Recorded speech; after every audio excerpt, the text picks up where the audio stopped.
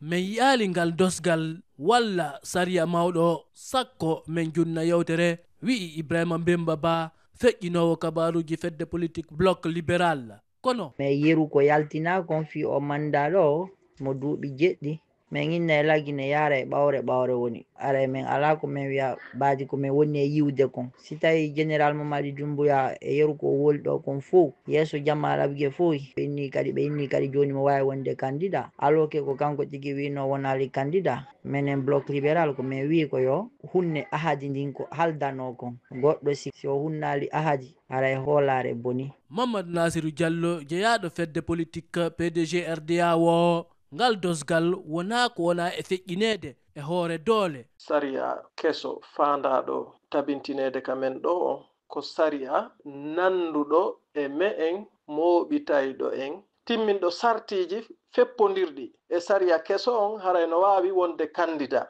ɗum no holli wonde lanɗo on président Mamadi Doumbouya ɗo no wawi présentade e no woniri noon kala guinéen hedditiɗo kadi haray no wawi présentade no habba ko ngal dosgal sakitete e jonte aroje Mamadou Adama Diallo Conakry RFI